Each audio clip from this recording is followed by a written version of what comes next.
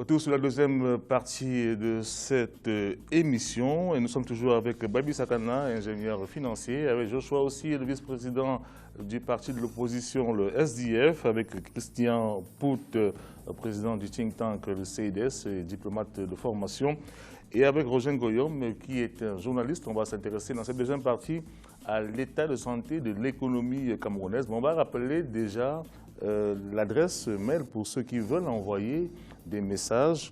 Cameroun 2016 @africa24tv.com, sur Twitter avec le hashtag Africa24. C'est le moyen de vous envoyer des messages. On pourra bien sûr lire quelques-uns en direct ici sur le plateau. Alors, face aux défis sécuritaires régionaux liés au terrorisme, le Cameroun a su faire preuve de résilience en affichant un taux de croissance annuel supérieur à 5%. Si la hausse des investissements privés et les performances des secteurs de services ont également eu un impact positif sur la situation financière du pays, en 2015, les résultats budgétaires du Cameroun se sont détériorés.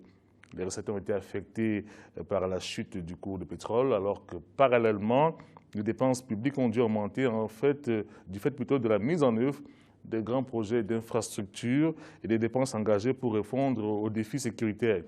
Quelle est la situation budgétaire du Cameroun aujourd'hui? Quelles sont les perspectives à court et moyen terme? C'est un sujet de Ousmane Chérif Bardunga. Au cours de ces 2 dernières années, le taux de croissance du Cameroun s'est maintenu autour de 5%, ceci malgré une conjoncture internationale et sécuritaire marquée par la chute du cours des produits pétroliers, la baisse des prix des matières premières et la montée du terrorisme. Selon le FMI, le Fonds monétaire international, la guerre contre Boko Haram a coûté à l'État camerounais entre 170 et 340 milliards de francs CFA de 2013 à 2015. Dans son rapport sur les perspectives économiques de l'Afrique subsaharienne, l'institution financière indique que l'impact budgétaire de la guerre contre Boko Haram se situe aux alentours de 1 à 2% du PIB camerounais. Nous sommes un pays qui produit essentiellement des matières premières. La région qui est aujourd'hui pratiquement sinistrée produit du coton. Tout le coton exporté par le Cameroun vient de cette région-là. Et évidemment, les forces armées ont été mobilisées plus que d'habitude. Et il y a des coûts supplémentaires pour les approvisionner en nourriture, en munitions et en armes de guerre. Tout cela fait qu'un certain nombre de projets structurants, tels que les barrages qui sont en cours, tels que le port en eau profonde, tout cela prend un coût. L'économie camerounaise a fait preuve de résilience dans un environnement régional marqué par les crises de sécurité humanitaire aux frontières du nord avec le Nigeria et de l'est avec la République centrafricaine. Le 3e trimestre de 2015 a été marqué par une nette amélioration de l'activité économique avec une croissance du PIB de 7% par rapport au même trimestre en 2014. La croissance en 2016 est envisagée à près de 6%. Selon les calculs du FMI, par contre, la croissance moyenne dans la région Afrique devrait chuter à 3% en 2016. Et pour y faire face, les économistes recommandent un changement de cap, une gestion plus efficiente des ressources disponibles. Nous sommes dans une situation de contraintes budgétaires et financières. Et plus que jamais, la gouvernance doit être au centre de nos préoccupations. Il y a peu d'argent, le peu qu'il y a doit être utilisé à très bon escient. En 2015, le budget d'investissement public BIP n'a pas été exécuté entièrement comme escompté. Au niveau central, il a affiché un taux de 87,73%. Pour améliorer l'exécution du BIP 2016, des mesures ont été prises par le gouvernement. À l'initiative du ministère de l'Économie, de la Planification et de l'Aménagement du territoire, il est défini que le rythme de suivi de l'exécution du BIP soit désormais mensuel. Et pour anticiper la bonne exécution de ce budget, le journal des projets est disponible dans les services déconcentrés du MINEPAT depuis décembre 2015. Même si ces mesures commencent à produire des résultats encourageants, toutefois, les autorités devraient poursuivre ces efforts pour assurer à l'économie camerounaise un dynamisme constant. Le premier constat, je vois aussi l'économie camerounaise qui réussit quand même à maintenir sa croissance malgré les facteurs extérieurs qui étaient lourds, notamment cette guerre contre Boko Haram. On parle quand même de 170 à 340 milliards de francs CFA en 2 ans qui auraient été mobilisés. Ça, ce sont les chiffres donnés par le FMI. Comment est-ce qu'on a pu tenir au Cameroun? Écoutez, je pense qu'on tient toujours et déjà sur la croissance, j'aimerais dire que cette croissance ne se ressent pas dans la population. parce que cette croissance n'est pas distribuée. Les Camerounais se portent moins bien qu'il y a 10 ans aujourd'hui. C'est le constat que je fais et je ne suis pas le seul. J'aimerais aussi dire ici que les chiffres présentés par le gouvernement camerounais démontrent à merveille qu'il faut faire un travail de fond au niveau de la discipline budgétaire. Et je pense que ce n'est pas ce que nous faisons. Par exemple, je ne me souviens pas qu'on a eu dans le budget de 2016 un forum sur les investissements au Cameroun. Il y a plein de choses qui arrivent. C'est-à-dire déjà quand on regarde la structuration de notre loi de finances, elle ne permet pas cette discipline budgétaire-là. Parce que vous savez qu'au Cameroun, le président de la République peut à sa guise signer des ordonnances qui changent tout le sens de la loi de finances qui a été votée par les députés et par les parlementaires.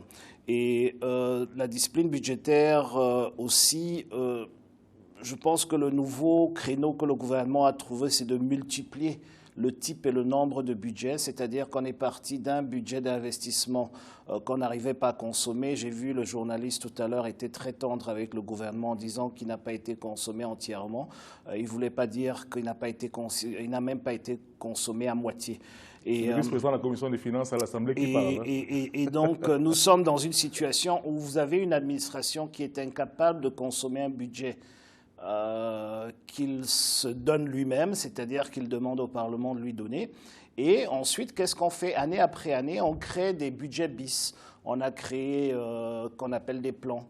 Le dernier en date, c'est le plan spécial des jeunes de 106 milliards. On ne sait pas trop où cet argent va aller, sous aucun contrôle parlementaire, je dis aucun contrôle, dans le peuple camerounais n'a aucun contrôle de cet argent-là.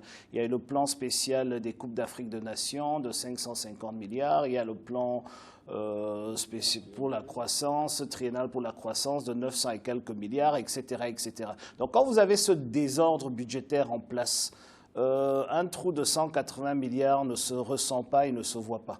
Parce qu'il faut déjà faire de l'ordre. Il faut qu'on arrive à remettre tous ces grands projets, tous ces plans, tous ces grands plans, tous ces budgets bis qui c'est une façon en fait de détourner l'argent du contribuable parce qu'il n'y a aucun contrôle parlementaire sur cet argent-là, qu'on arrive à les réinsérer dans le budget de l'État, qui est un véritable contrôle, quand on s'approprie finalement des décisions de la CEMAC qui devraient pouvoir nous donner une transparence financière un peu plus saine que celle qu'on a aujourd'hui, c'est-à-dire où on parlerait d'abord de la programmation, ensuite des moyens mis pour la programmation budgétaire, pour pouvoir finalement gérer tous ces problèmes-là. Vous ne pouvez pas, si vous avez un problème sécuritaire avec Boko Haram et que vous identifiez que vous avez besoin de 300 milliards de francs, qu'est-ce qu'une république démocratique fait? Elle convoque sa commission de finances, ses parlementaires, pour qu'il y ait un collectif budgétaire, qui corrige cela. Ça n'a pas été le cas. Non, ça n'a pas été le cas. Vous voulez dire que toutes les le Cameroun n'a jamais eu de collectif budgétaire depuis que le Parlement camerounais existe. Ça n'a jamais existé. Et pourquoi? Parce qu'on passe par, je l'ai dit tout à l'heure, on passe par des plans. Des ordonnances présidentielles qui font en sorte qu'on arrive à corriger. Par exemple, en mars 2016, nous avons corrigé le budget de 2014. C'est-à-dire qu'on a ratifié, on a ratifié l'ordonnance du président de la République qui corrigeait le budget de 2015 qui a été mis sur pied en 2014. Donc vous ne pouvez pas continuer comme ça. Alors, Roger Ngoyom, quand même, sur la gestion des fonds, c'est vrai que ça demande une mobilisation d'argent très importante. Oui, la guerre demande de l'argent, mais on est quand même au cœur du problème, c'est sur la gouvernance. Là, vous avez donné des chiffres, on est entre 170 et 300, plus de 300 milliards. Je vous fais remarquer que le rapport de l'Agence nationale d'investigation financière de 2013 fait ressortir qu'entre 2008 et 2013, justement, pour la période qui était sous revue dans ce rapport, dans cette édition, les déperditions qu'elle a pu reclasser dues au détournement de fonds publics étaient de l'ordre de 523 milliards. En 5 ans? Oui, ça c'est ce qu'elle a pu reclasser. Elle n'a pas prétendu à l'exhaustivité. Alors, lorsque vous considérez cela, je ne pense pas qu'on puisse valablement dire qu'il y a un problème de ressources. Il y a un problème d'utilisation des ressources.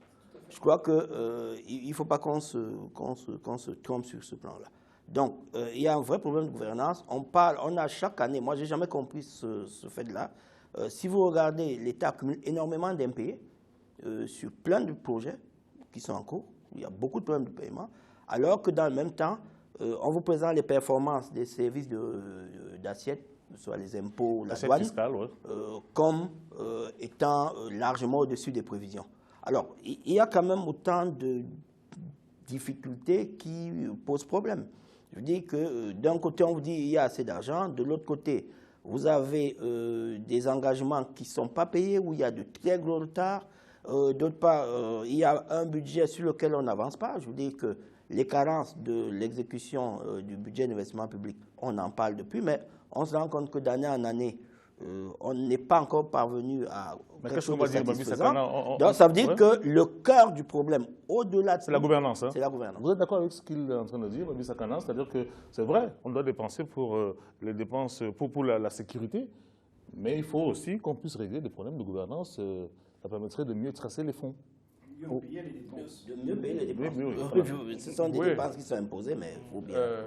Vous voyez, en fait, bon, la gouvernance économique et financière du pays, de l'État, instaurer l'intégrité et la transparence des comptes publics, ça demande des transformations en termes de processus, à la fois des recettes et des dépenses. La première chose qu'il faut quand même dire, c'est que l'économie a une certaine performance. Ça, vraiment, il ne faut pas le nier. Le Cameroun a pu atteindre un certain niveau de performance en comparaison à la tendance. Non, je dis la production, c'est-à-dire le PIB, parce que c'est lui qui permet de générer les recettes. Donc, à partir du moment où le PIB atteint 5,9 en 2015, ça veut dire que c'est normal, 5,9, c'est-à-dire presque 6%. C'est normal qu'on puisse avoir des recettes.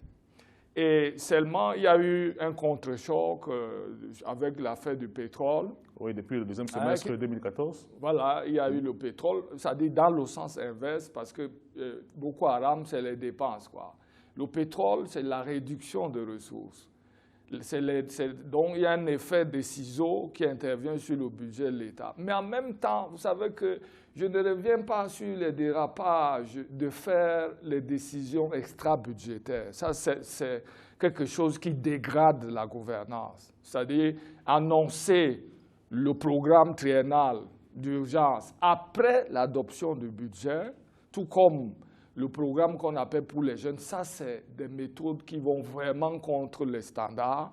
Et c'est contraire à la loi de 2007 sur le régime financier de l'État. Donc ça, c'est des trucs qui sont négatifs pour notre réputation, pour la signature de l'État. Donc, et je disais que, compte tenu du fait qu'il y a eu cette production, il y a eu des recettes, il y a eu un certain équilibre dû au fait qu'on a plus subventionné, vous voyez, le pétrole, les prix du pétrole comme les autres années. Donc, il y a eu des équilibres. On a émis des emprunts, notamment un emprunt assez important de 750 millions de dollars. Sur le marché financier. Oui, oui, le premier emprunt international du Cameroun. Oui, ça, c'est le taux d'intérêt aussi assez élevé. Oui, mais l'argent est entré. Parce que le pays est crédible. C'est-à-dire le Cameroun, vous voyez, n'a pas un problème de crédibilité en termes de solvabilité. La question qu'on a, c'est celle de management en termes de transparence.